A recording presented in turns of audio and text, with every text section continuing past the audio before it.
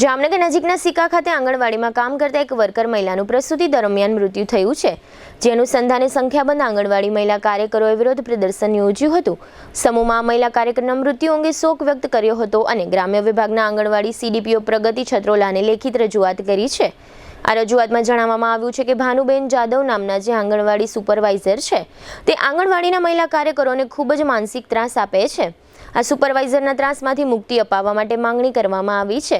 જામનગર નજીકના સિક્કામાં આંગણવાડી મહિલા કાર્યકર તરીકે નોકરી કરતા કંચનબેન જાજુ નામના મહિલાએ બધા બહેનો વતી એવી માંગણી કરી છે કે આ વિવાદિત સુપરવાઇઝર બેનને જામનગર જિલ્લાની બહાર બદલી કરી નાખવામાં આવે, કારણ કે આ સુપરવાઇઝર આંગણવાડી વર્કર બહેનોને ખૂબ જ ત્રાસ આપે છે।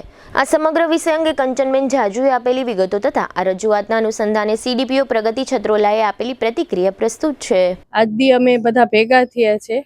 અમારા આંગણવાડીના એક બેન જે અમારી સાથે જ કામ કરતા લીલાબેન નાથાભાઈ પરમાર, તેમનું માતા મૃત્યુ થયેલું છે, પણ એ મૃત્યુનું કારણ એ જ છે કે અમારા જે નવા સુપરવાઇઝર બેન છે એ બેન અમને વારાફરતી વારા ઘડીએ મેસેજ નાખીને મારું જવાબ આપો, મારો વિડીયો કોલ ઉપાડો, એના લીધે અમને બધાય મેન્ટલી ડિસ્ટર્બ છે। તો આજે અમે તો માતાઓ વચ્ચે કામ કરીએ છીએ, એની દેખરેખ રાખીએ છીએ, તો એ દરમિયાન એની દેખરેખ ન રહીને ટેન્શનમાં એ બેનને ડિલિવરી દરમિયાન એ બેન ગુજરી ગયા છે। માનસિક ભારણ હતું, અમારા પાસે રોજ માહિતી માગે। માનસિક ભારણ અમારા સુપરવાઇઝર બેન દ્વારા ભાનુબેન જીવાભાઈ જાદવ સેજામાં નહીં, પણ મારી તો માંગણી ઈ જ છે જામનગર જિલ્લામાં ન હોવા જોઈએ એ બેન, કારણ કે આ બધાય બેનને અમારા વચ્ચેથી જ નીકળેલા છે, પ્રમોશન થઈને આવેલા બેન છે, પણ અમને બધાને બહુ માનસિક ત્રાસ આપે છે આ બેન।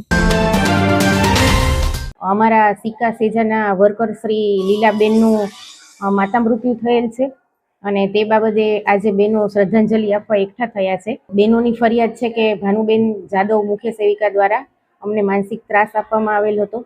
તો એ બાબતે મેં શનિવારે તારીખ 6ના રોજ વર્કર બહેનો અને સુપરવાઇઝર બંનેને સાથે રાખી અને તેમના મતભેદો અંગે સમાધાન કરવાનો પ્રયત્ન કરેલ છે।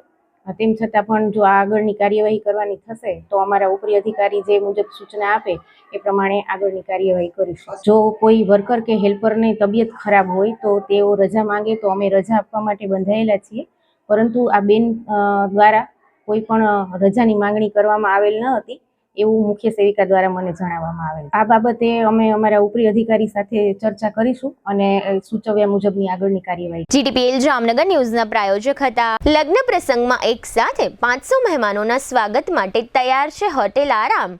દરેક ઇવેન્ટ માટેનું આ એક જ વન સ્ટોપ ડેસ્ટિનેશન।